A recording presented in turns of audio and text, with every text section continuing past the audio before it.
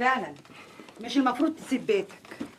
مشكلة الولاد محتاجة لترابط وتفاهم بينك وبين الست بتاعتك. على كل حال سوء التفاهم اللي حصل بيني وبينها خلى وجودنا مع بعض بقى مستحيل.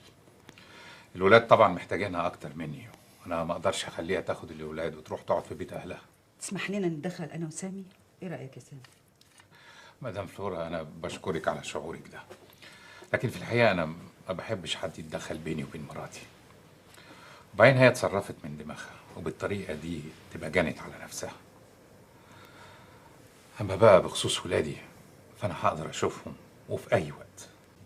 يا ست بامبا، يا ست بامبا، انا شفان الدماغ ما يجيش من وراه غير خراب البيوت. انتي بتقولي ايه يا نعناع؟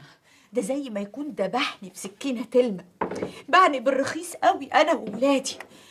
ربنا يتولانا. الكلام ده من ورا قلبك؟ ده انت روحك في سي محسن. كنت لما كان هو راجل محترم ما يعملش العيبه. انا بشوفه قدام عينيا دلوقتي زي ما يكون اراجوز قرد بسديري. انت بس عشان صعبان عليكي منه. انا مستحيل اعيش معاه تحت سقف واحد بعد ما شفتها بعينيا دول وهي راكبه معاه العربيه. الدكتوره سوسن برضو؟ كنت خايفه من عفريت واحد طلع لي عفريت تاني. يعني مش الدكتوره بقى؟ لا، واحده غيرها عايقه وشايفه نفسها قوي. هتكون مين بس؟ ما انا لو اعرف هي مين. يا حبيبتي يا حبيبتي استهدي بالله. مين بس في جمالك وفي حلاوتك؟ وبعدين انت مراته وام عياله، مصيره ليكي ولبيته. ما انا لا يمكن اعيش معاها في بيت واحد غير لما اعرف هي مين وكانت راكبه معاها العربيه ليه. ده انا بنت بلد وكرامتي فوق كل حاجه. حبايبي يا ولادي.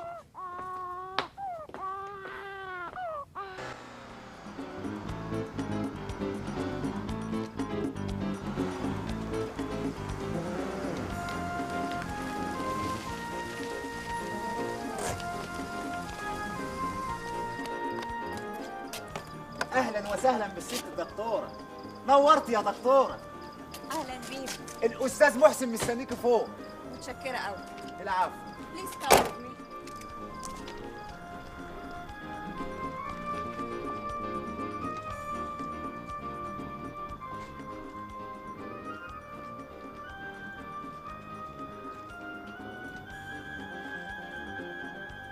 اهلا دكتوره سوسن. الزعتر اتصل بيا في اللوكاندا وقال انك انت عايزين اكون موجود مع الولاد ضروري. خير في حاجه؟ انا معايا 2 بروفيسورز من الكليه الملكيه في انجلترا جايين يشوفوا الولاد. بروفيسور دكتور كيت مور. الو. بروفيسور دكتور برنارد ريتشارد. الو. مستر محسن شرقامي the father of Siamese twins case. اتفضلوا اتفضلوا بليز.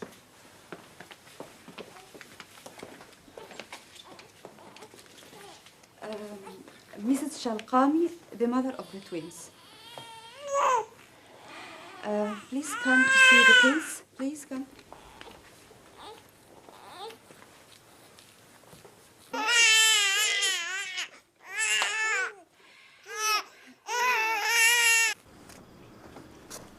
لا قول لي يا عياش. ايوه. هي ست سوسن والدكاتره اللي معاها اتاخروا قوي كده ليه عند جسمتي ونصيبي؟ استر يا رب. والله يا امني اللهم اجعله خير، يمكن كل تاخيره وفيها خير.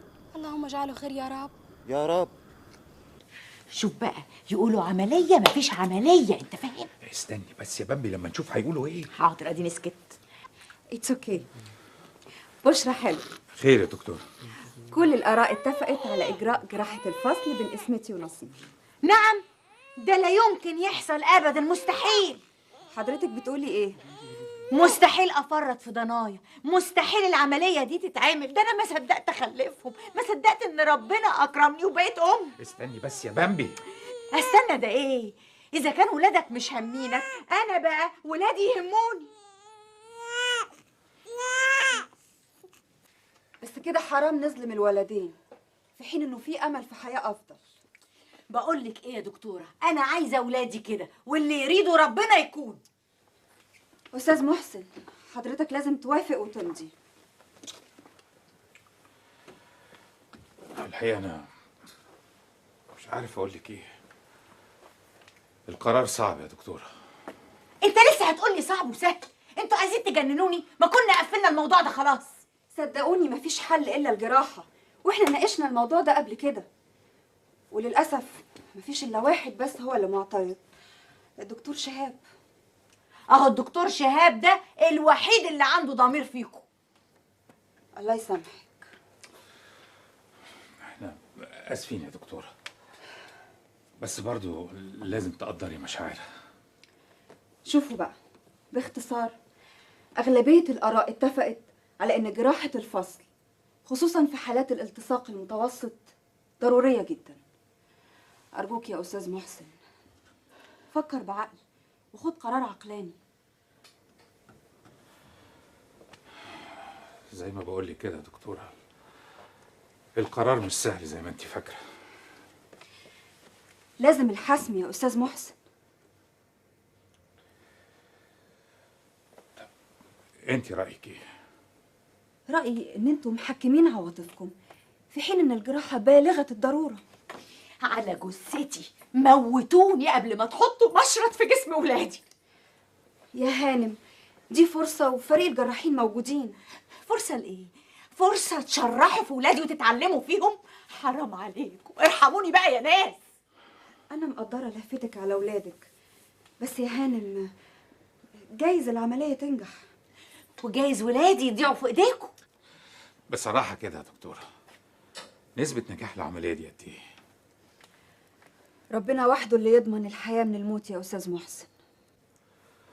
ونعم بالله يا دكتورة. طب ممكن ندرس الاحتمالات تاني؟ بصراحة كده أنا عقلي هينفجر من كتر التفكير. الله يكون في عونكم طبعا. شوف يا أستاذ محسن، أسوأ الاحتمالات إنه واحد فيهم. ما تقوليهاش. خلاص يا بامبي خلاص. طب والاحتمال التاني؟ الاحتمال التاني إن الاتنين يعيشوا. وده نسبته قد ايه؟ ما خبيش عليك يا أستاذ محسن، نسبته قليلة قوي.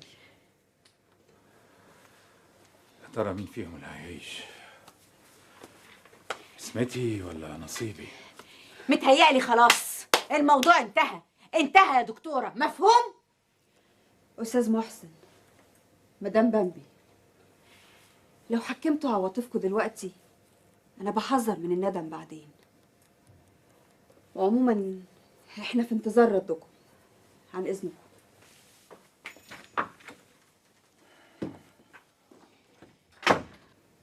ايه؟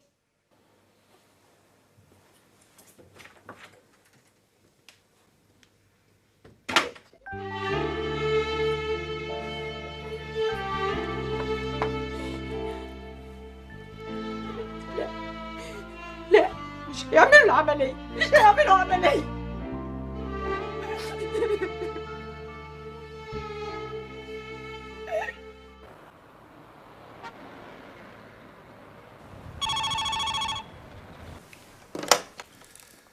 الو.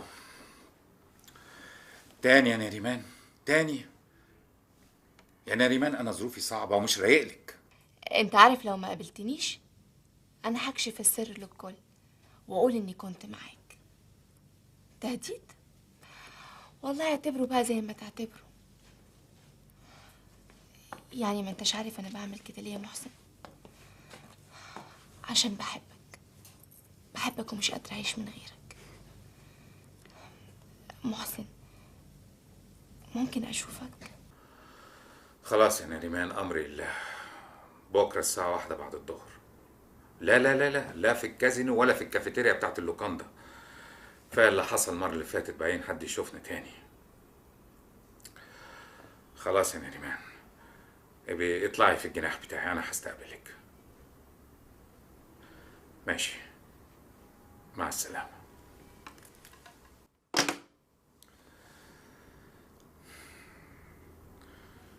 وفيها ايه يعني لما اشوف نفسي شويه؟ مش بدل عيشه النكد اللي انا عايشها مع بامبي.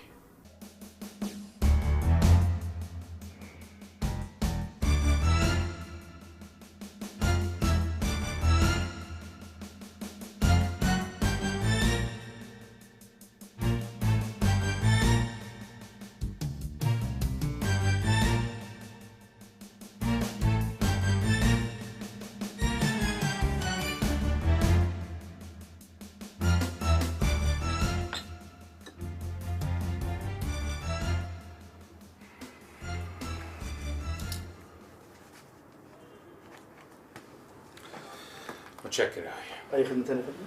لا بس يا ريت وانت خارج يبقى سيب الباب مفتوح. حاضر.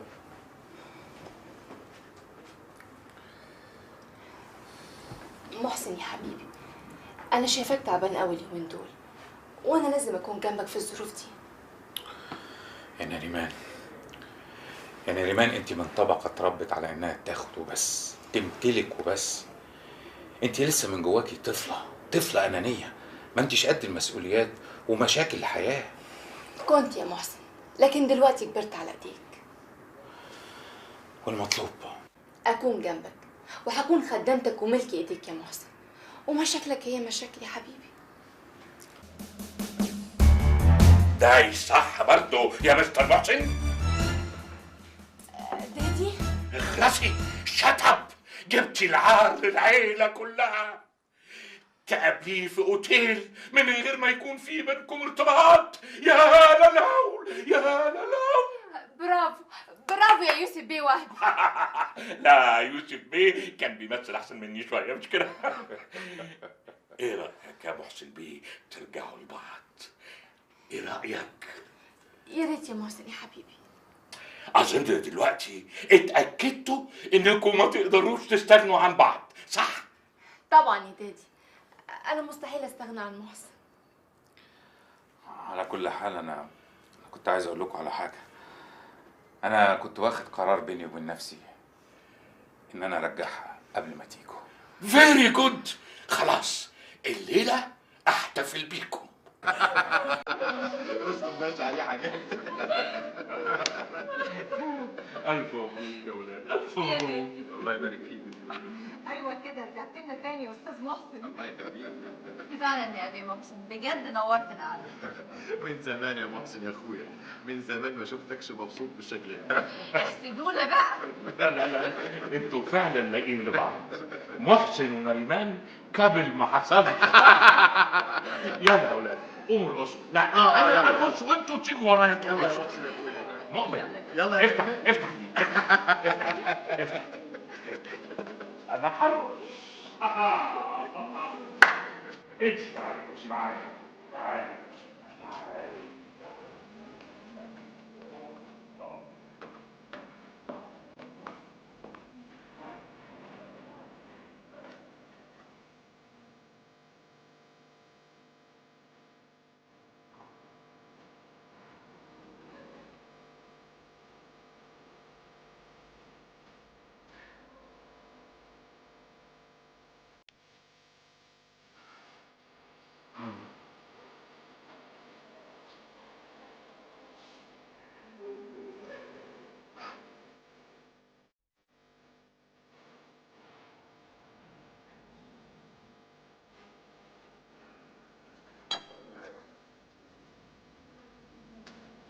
ايه رايك بقى يا حبيبي؟ فحموتها كده نفتحه في موضوع بيع الوكاله. انت شايفه كده؟